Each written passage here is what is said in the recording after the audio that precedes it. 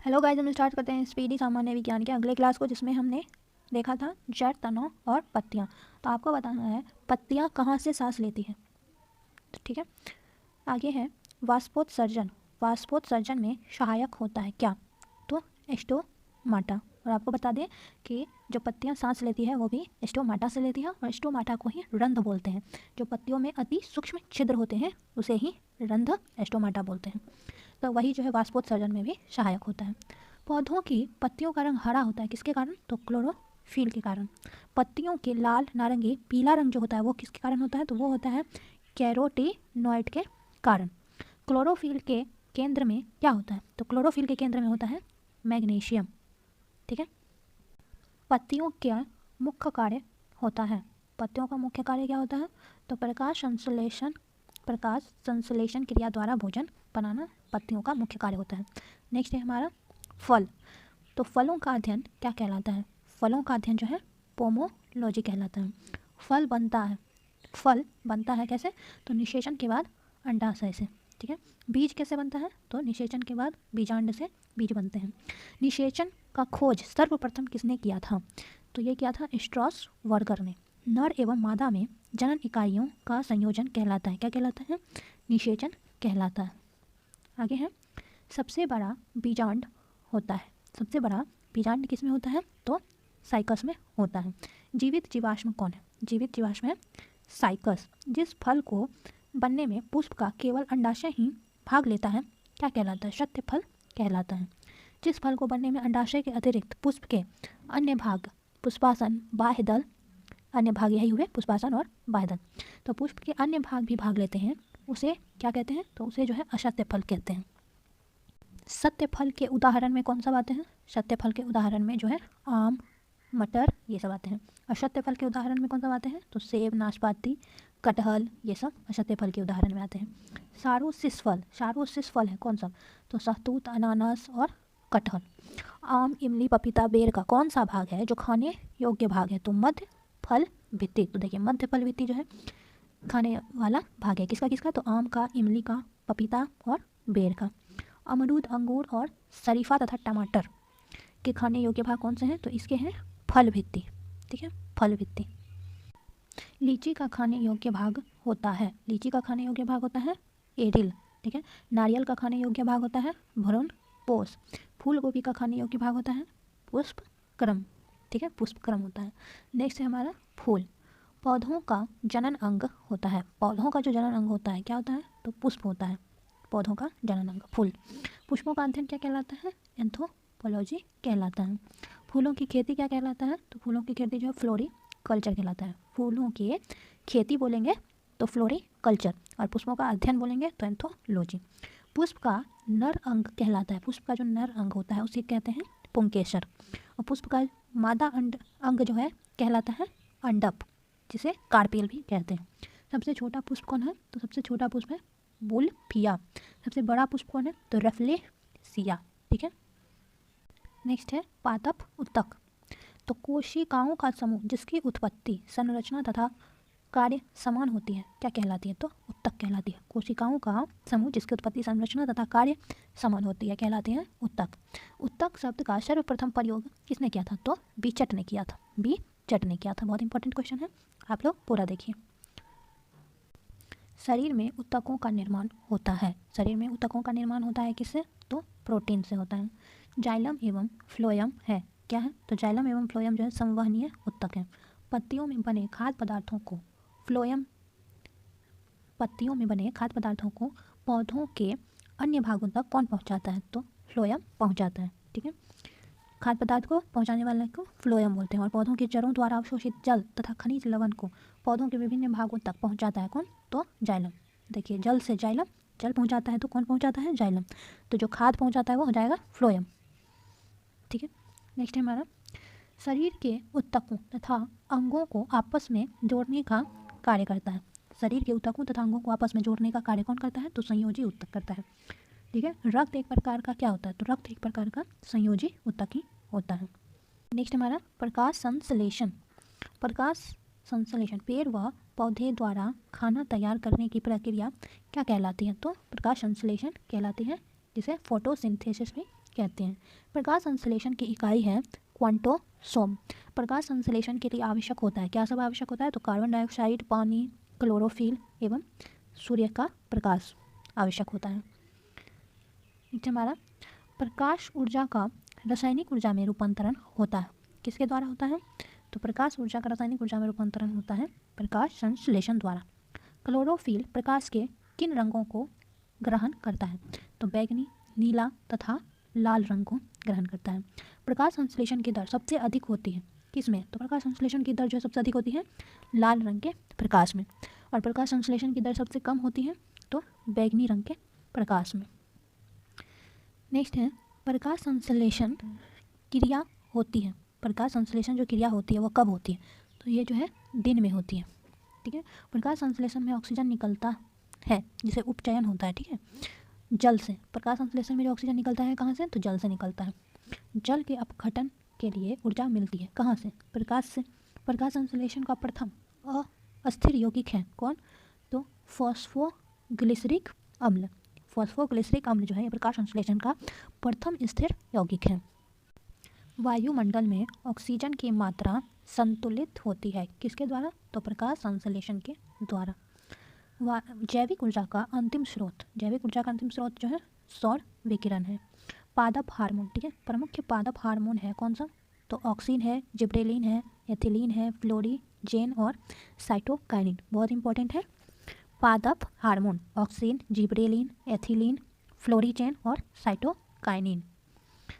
Next है हमारा वृद्धि वर्धक पादप हार्मोन। वृद्धि वर्धक पादप हार्मोन जो है इसमें कौन सा आता है? तो ऑक्सिन आते हैं, जिब्रेलिन आते हैं, साइटोकाइनिन आते हैं, ठीक है। वृद्धि निरोधक पादप हार्मोन ये कहाँ आते हैं? तो एब्सिसिक अम्ल और तथा एथिलीन, ठीक है। वृद्धि निरोधक पादप हार्मोन है एब्सिसिक अम्ल तथा एथिलीन। आगे हमारा खोजा गया प्रथम पादप हार्मोन है। खोजा गया प्रथम पादप हार्मोन है कौन सा? तो ऑक्सिन है। ऑक्सिन की खोज किसने की थी? तो डार्विन ने की थी, 1880 में की थी। डार्विन ने 1880 में ऑक्सिन की खोज की थी। किसका प्रयोग खेतों में छिड़काव कर खरपतवार नष्ट करने में होता है? तो किसका प्रयोग जो है खेतों में करके खरपतवार नष्ट करने में होता है? तो ऑक्सिन का प्रयोग। 2D है, सॉरी 2,4-D है। क्या है 2,4-D? एक खरपतवार नाशी है। गैसीय रूप में पाया जाने वाला हार्मोन को क्या कहते हैं? तो एथिलीन कहते हैं। एथिलीन की खोज जो है किसने की थी? तो एथिलीन की खोज बर्ग ने की थी, 1962 में की थी, ठीक है। फलों को पकाने में सहायक होता है, फलों को जो पकाने में सहायक होता है उसे एथिलीन कहते हैं। आगे हमारा पुष्पों की संख्या की वृद्धि में सहायक होता है। पुष्पों की वृद्धि में सहायक होता है कौन? तो एथिलीन होता है। बौने पौधे को लंबा करने में सहायक होता है कौन? तो जिब्रेलिन हार्मोन होता है। जिब्रेलिन की खोज जो है कुरोसावा ने 1926 में की थी। कोशिका विभाजन की दर को बढ़ाने एवं विकास में सहायक होता है कौन होता है? तो कोशिका विभाजन की दर को बढ़ाने एवं विकास में सहायक होता है साइटोकाइनिन। साइटोकाइनिन की खोज जो है मिलर ने की थी, 1951 में की थी। फूल खिलाने वाला हार्मोन तो फ्लोरीजेन होता है, ठीक है। आगे है ट्राउमेटिन। ट्राउमेटिन क्या है? तो ट्राउमेटिन जो है एक डाई कार्बोक्सिलिक अम्ल होता है। डाई कार्बोक्सिलिक अम्ल होता है ट्राउमेटिन। पौधों के जख्मों को भरता है। पौधों को जख्मों को कौन भरता है? तो ट्राउमेटिन भरता है। नेक्स्ट है हमारा पादप रोग, ठीक है, बहुत इंपॉर्टेंट है ये और हर एग्जाम में पूछे जाते हैं। ये तंबाकू का मोजेक रोग होता है, किससे होता है? ठीक है, तो तंबाकू का जो मोजेक रोग होता है ये किससे होता है? विषाणु से होता है। आलू का जो सैथिल रोग होता है किससे होता है? ये जो है जीवाणु से होता है। गेहूं में जो रस्ट रोग होता है वो किससे होता है? तो कवक से होता है। और गन्ना में लाल सड़न रोग किससे होता है? तो ये भी कवक से होता है, ठीक है। आगे हमारा धान का अंगमारी रोग का कारक है। धान का अंगमारी रोग का कारक है जैंथोमोनास नामक जीवाणु। ब्लास्ट रोग संबंधित है धान से। ब्लास्ट रोग जो है संबंधित है धान से। हरित वाली रोग संबंधित है किससे? तो बाजरा से। अग्नि नीरजा रोग संबंधित है, अग्नि नीरजा रोग संबंधित है सेब से।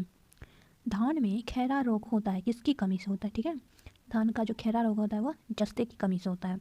आलू में ब्लैक हार्ट रोग होता है, किसके कारण? तो ऑक्सीजन की कमी के कारण होता है। बंची टॉप रोग संबंधित है, किससे संबंधित है बंची टॉप? तो केला से संबंधित है। टिक्का रोग किससे संबंधित है? तो मूंगफली से संबंधित है। ठीक है। मटर में मार्स रोग होता है, किसकी कमी से होता है? तो मैग्नीज की कमी से होता है मटर में मार्स रोग। नींबू में डाइबेक तथा लिटिल लीफ रोग होता है, किसकी कमी से? तो कॉपर तांबा के कमी के कारण होता है नींबू में डाइबेक तथा लिटिल लीफ रोग। आम तथा बैगन में लिटिल लीफ रोग होता है, किसकी कमी से? तो जस्ते की कमी के कारण। नींबू में बोलेंगे डाइबेक तथा लिटिल लीफ रोग होता है, किसकी कमी से? तो कॉपर तांबा की कमी से। और आम तथा बैगन में लिटिल लीफ रोग होता है, किसकी कमी के कारण? तो जस्ते की कमी के कारण। ठीक है। आगे हमारा फूल गोभी में बाउनिंग तथा आंवले में निक्रोसिस रोग होता है, ये किसकी कमी के कारण? तो बोरोन की कमी के कारण। ठीक है। नेक्स्ट है हमारा वनस्पति शास्त्र महत्वपूर्ण तथ्य। लौंग जो है वो प्राप्त होता है, लौंग किससे प्राप्त होता है? तो शुष्क पुष्प की कली से प्राप्त होता है। लौंग जो है शुष्क पुष्प की कली से प्राप्त होता है। और हींग जो है प्राप्त होता है किससे? तो पौधों की जड़ों से प्राप्त होता है। कॉर्क प्राप्त होता है ओक वृक्ष की छाल से। ओक का वानस्पतिक नाम है क्वेकर्स सुबर। हेरोइन प्राप्त होता है किससे? तो हेरोइन प्राप्त होता है अफीम पोस्ता से। ठीक है। अफीम पोस्ता जो है प्राप्त होता है किससे? तो अधपके फल से। अफीम का वनस्पतिक नाम क्या होता है? तो पैपेवर सोमनीफेरम होता है, बहुत इंपॉर्टेंट है। मॉर्फिन जो है यह प्राप्त होता है, मॉर्फिन किससे प्राप्त होता है? तो अफीम के पौधों से प्राप्त होता है। तंबाकू में विषैला पदार्थ है क्या? तो तंबाकू में विषैला पदार्थ जो है वो निकोटीन होता है। निकोटीन जो है प्राप्त होता है किससे? तो तंबाकू की पत्तियों से प्राप्त होता है। कॉफ़ी में उत्तेजित पदार्थ क्या होता है? कैफ़ीन होता है। ठीक है। और कैफ़ीन जो है प्राप्त होता है किससे? तो कॉफ़ी की बीजों से जो है कैफ़ीन प्राप्त होता है। आगे हमारा चाय में जो उत्तेजित पदार्थ होता है उसे क्या कहते हैं? उसे थीन कहते हैं। थीन या टैटिन, तो ये थीन या टैटिन प्राप्त होता है कहाँ से? तो चाय की पत्तियों से। ठीक है। तारपीन तेल प्राप्त होता है किससे? तो चीड़ के वृक्षों से। सबसे छोटा गुणसूत्र किसमें होता है? सबसे छोटा गुणसूत्र जो है शैवाल में होता है। और सबसे लंबा गुणसूत्र होता है किसमें? तो ट्राइलियस में। ठीक है। सबसे भारी काष्ठ वाला जो पौधा है वो है हार्डविचिया। सबसे हल्की काष्ठ वाला पौधा है ओक्रोमा सबसे हल्की काष्ठ वाला पौधा है। ठीक है। आगे है पौधों के अंकुरन के लिए आवश्यक है जल, ऑक्सीजन एवं ताप। पौधों की आयु का पता लगाया जा सकता है, कैसे? तो वृद्धि वलय या वार्षिक वलय को गिनकर पता लगाया जाता है। वार्षिक वलयों का अध्ययन क्या कहलाता है? वार्षिक वलयों का अध्ययन जो है डेंड्रोक्रोनोलॉजी कहलाता है। पौधों के लिए कितने पोषक तत्वों की आवश्यक होती है? पौधों के लिए 16 पोषक तत्वों की आवश्यक होती है। मरुस्थल में उगने वाला पौधा जीरोफाइट कहलाता है और चट्टानों पर उगने वाले पौधे को लिथोफाइट कहते हैं। ठीक है। पौधों के लिए पोषक तत्वों की आवश्यक जो है 16 होती है। मरुस्थल में उगने वाले पौधे को जीरोफाइट बोलते हैं और चट्टानों पर उगने वाले पौधे को लिथोफाइट बोलते हैं। कल की क्लास में हम लोग जंतु विज्ञान से स्टार्ट करेंगे। ठीक है।